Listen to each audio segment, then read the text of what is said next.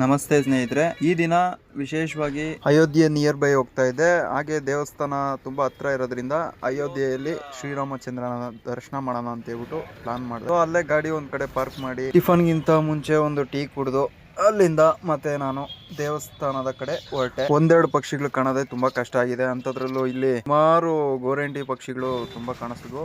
ನೋಡ್ತಾ ಇರ್ಬೋದು, ಇದು ಅಯೋಧ್ಯೆಯ ದ್ವಾರ ಬಾಗ್ಲು. ನಾನು ಅಲ್ಲಿಂದ ಒಂದು 2 ಕಿಲೋಮೀಟರ್ ಆಟೋದಲ್ಲಿ ಹೋದೆ. ಸ್ನಾನಕ್ಕೆ ಒಂದು ನದಿ ಹರಿಯುತ್ತೆ, ಆ ನದಿ ಹತ್ರ ಹೋಗಿ ಸ್ನಾನ ಮಾಡ್ಕೊಂಡು ಹೋಗೋಣ ಅಂತ ಹೇಳ್ಬಿಟ್ಟು ಆಟೋ ಹತ್ಕೊಂಡು ಹೋದೆ. ಅಲ್ಲಿ ಒಂಥರ ವಿಚಿತ್ರವಾಗಿರೋ ಆಟೋಗಳೆಲ್ಲ ತುಂಬಾ ಜಾಸ್ತಿ ಇದಾವೆ.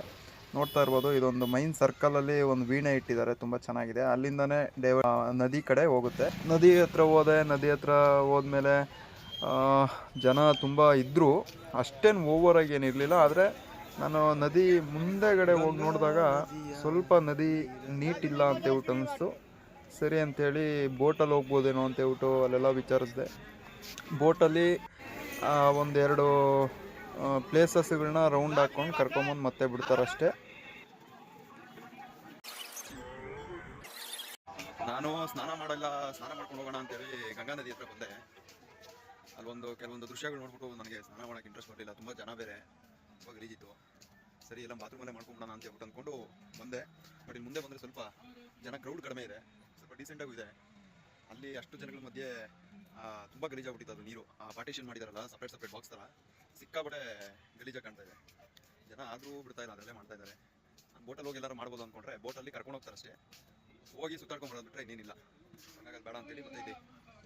ಚೆನ್ನಾಗಿದೆ ನೀರೆಲ್ಲ, ಸೊ ಇಲ್ಲೇ ಮಾಡೋಣ ಅಂತೇಳಿ ಬಂದಿದ್ದೀನಿ. ಜೈ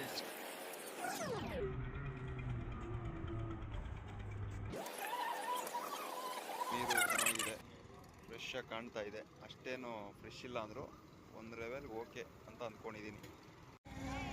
ಸೊ ಫೈನಲಿ ಲೈಟಾಗಿ ಸ್ನಾನ ಸಹ ಆಯಿತು. ಸ್ನಾನ ಮಾಡ್ಕೊಂಡು ಅಲ್ಲಿಂದ ಆಚೆ ಬಂದರೆ ಚೆನ್ನಾಗಿರೋ ಜಾಗಗಳೇ ಇತ್ತು ಸ್ನಾನ ಮಾಡೋದಕ್ಕೆ. ನಾನು ಹೋಗಿದ್ದು ಫಸ್ಟು ಅಲ್ಲಾಗಿದ್ದರಿಂದ ನಾನು ಅಲ್ಲೇ ಸ್ನಾನ ಮಾಡ್ಕೊಂಬಂದೆ. ನೋಡ್ತಾ ಇರ್ಬೋದು, ಅಲ್ಲಿ ಮುಂದೆಗಡೆನೆ ಕಾಣಿಸ್ತಾ ಇರೋ ಜಾಗದಲ್ಲಿ ರೈಲ್ವೆ ಥರ ಹರಿಯುತ್ತೆ, ಅಲ್ಲೂ ಮಾಡ್ಬೋದು. ಅದಾದಮೇಲೆ ಇಲ್ಲಿಂದ ಒಂದು 2 ಕಿಲೋಮೀಟ್ರ್ ಹೋಗ್ಬೇಕಾಗಿತ್ತು. ಸೊ ಅದನ್ನು ಬಸ್ಸಲ್ಲಿ ಹೋದರೆ ಅಲ್ಲಿ ಆಟೋ ಕೇಳಿದ್ರೆ ಆಟೋ ಸಿಂಗಲ್ ಪರ್ಸನ್ಗೆ ಬರಲ್ಲ. ಏನಿದ್ರು 3 ರಿಂದ 4 ಜನ ಇದ್ರೆ ಮಾತ್ರ ಅವ್ರಿಗೂ ವರ್ಕೌಟ್ ಆಗುತ್ತೆ. ಹಂಗಾಗಿ ಬಸ್ಸಲ್ಲೇ ಹೋಗಿ ದೇವಸ್ಥಾನ ಹತ್ರ ಹೋಗ್ತಿದ್ದಂಗೆ ಹಣೆಗೆ ಶ್ರೀರಾಮಚಂದ್ರನ ಒಂದು ನಾಮವನ್ನು ಪ್ರಿಂಟ್ ಮಾಡಿಬಿಡ್ತಾರೆ, ಕರೆದು ಪ್ರಿಂಟ್ ಮಾಡಿಬಿಡ್ತಾರೆ. ಸೊ ಅದಾದಮೇಲೆ ಅಲ್ಲಿಂದ ಲೈನಲ್ಲಿ ಕ್ಯೂವಲ್ಲಿ ಹೋಗ್ತಾ ಬೇಕಾದರೆ ಸ್ಲಿಪ್ಪರ್ ಬಿಡೋದಕ್ಕೆ ಮತ್ತು ಬ್ಯಾಗ್ ಎಲ್ಲ ಬೇರೆ ಕಡೆ ಇಟ್ಬಿಡ್ಬೇಕು. ಮೊಬೈಲ್ ಏನು ಕ್ಯಾರಿ ಮಾಡೋಂಗಿಲ್ಲ. ಮುಂಚೆ ಬಿಡ್ತಾಯಿದ್ರು ಅನಿಸುತ್ತೆ. ಮೊಬೈಲ್ಗಾಗಲಿ ಸ್ಲಿಪ್ಪರ್ಗಾಗಲಿ ಮೊಬೈಲ್ ಇಡೋದಕ್ಕೂ ಬ್ಯಾಗ್ ಇಡೋದಕ್ಕೂ ಯಾವುದಕ್ಕೂ ದುಡ್ಡು ತೊಗೊತಾ ಇಲ್ಲ. ಸೊ ಇದೇ ಥರ ಮೇಂಟೈನ್ ಆದರೆ ತುಂಬ ಚೆನ್ನಾಗಿರುತ್ತೆ. ಯಾಕಂದರೆ ದೇವಸ್ಥಾನಗಳು ದೈವಿಕ ಒಂದು ಮನೋಭಾವ ಇರೋವಂಥ ಒಂದು ಜಾಗಗಳು. ಅಲ್ಲಿ ಬಿಸ್ನೆಸ್ ಮಾಡೋದು ಅಷ್ಟು ಸರಿ ಇರಲ್ಲ. ಹಾಗಾಗಿ ದೇವಸ್ಥಾನಗಳಿಗೆ ಹೋದಾಗ ಒಳ್ಳೆ ಒಂದು ಫೀಲ್ ಬರಬೇಕು ಅಂತಂದರೆ ತುಂಬ ದುಡ್ಡಿನ ಒಂದು ಟೈಮ್ ಎಲ್ಲೋ ಒಂದು ಕಡೆ ಪೇ ಮಾಡಿದ್ರೆ ಏನೂ ಅನಿಸಲ್ಲ. ಪದೇ ದುಡ್ಡನ್ನು ಕೊಟ್ಟು ಹೋಗಬೇಕು ಅಂದರೆ ಬೇಜಾರಾಗುತ್ತೆ. ಸೊ ಹಂಗಾಗಿ ನನಗನ್ಸೋ ಪ್ರಕಾರ ದೇವಸ್ಥಾನಗಳು ಆದಷ್ಟು ಯಾವುದೇ ಬಿಸ್ನೆಸ್ ಆಗದೆ ಇರಲಿ ಅಂತ ಹೇಳ್ಬಿಟ್ಟು ನನ್ನ ಒಂದು ಆಸೆ. ಅದೇ ಥರ ಇಲ್ಲಿ ದೇವಸ್ಥಾನದಲ್ಲಿ ಯಾವುದೇ ಬಿಸ್ನೆಸ್ ಥರ ಒಂದು ವಾತಾವರಣ ಇರಲಿಲ್ಲ. ಪ್ರಸಾದ ಆಗಿರ್ಬೋದು, ಪ್ರತಿಯೊಂದೂ ದೇವಸ್ಥಾನದ ಕಡೆಯಿಂದನೇ ಎಲ್ಲ ಪ್ರೊವೈಡ್ ಮಾಡಿದರು. ಆಲ್ಮೋಸ್ಟ್ ಯಾವುದೇ ರೀತಿ ಇಲ್ಲೊಂದಿಷ್ಟು ಎಂಟ್ರಿಗೆ, ಸ್ಪೆಷಲ್ ಎಂಟ್ರಿಗೆ ಅಂತ ಹೇಳ್ಬಿಟ್ಟು ಎಲ್ಲೂ ಅಥವಾ ಚಾರ್ಜಸ್ ಆಗಲಿ ಏನೂ ಮಾಡಲಿಲ್ಲ. ತುಂಬ ಖುಷಿ ಆಯಿತು. ಆಮೇಲೆ ಮತ್ತೆ ನಾನು ರಿಟರ್ನ್ ಹೋದೆ.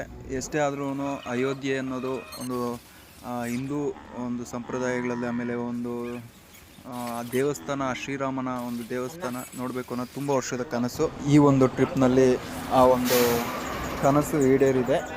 ಹಾಗಾಗಿ ನೆಕ್ಸ್ಟ್ ನೋಡಬೇಕು, ಹೋಗ್ತಾ ಇದ್ದೀನಿ ನೇಪಾಳ ಕಡೆ. ಅಯೋಧ್ಯೆಯ ಸುತ್ತಾಟ ಎಲ್ಲ ಮುಗಿಸ್ಕೊಂಡು ಮತ್ತೆ ರಿಟರ್ನ್ ನಾನು ಹೋಗ್ತಾ ಇದ್ದೀನಿ.